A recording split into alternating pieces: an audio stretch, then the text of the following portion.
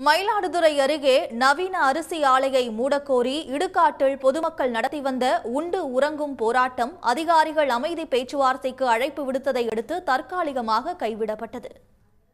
மயிலாடுதுறையை அடுத்த சித்தர்காடு பகுதியில் கடந்த 1981ஆம் ஆண்டு முதல் தமிழ்நாடு நுகர்பொருள் வாணிபக் கழகத்திற்கு சொந்தமான நவீன அரிசி ஆலை இயங்கி வருகிறது. இந்த அரிசி ஆலையில் நெல் உமியின் கரித்துகள் காற்றில் பறந்து சுற்றுவட்டாரத்தில் உள்ள 2000 குடும்பங்களை பாதிப்புக்கு உள்ளாக்கியது.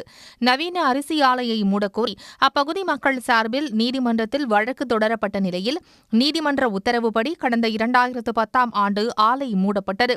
அதன் பின்னர் 2017இல் மீண்டும் ஆலை செயல்பட ஆரம்பித்ததால் பொதுமக்கள் பெரிதும் பாதிக்கப்பட்டனர். ஆலையை மூடக்கோரி பல்வேறு மனுக்கள் அளித்தும் அதிகாரிகள் நடவடிக்கை எடுக்காததால் ஆத்திரமடைந்த பொதுமக்கள் இடுகாட்டில் உண்டு உறங்கும் போராட்டத்தில் ஈடுபட்டு வந்தனர்.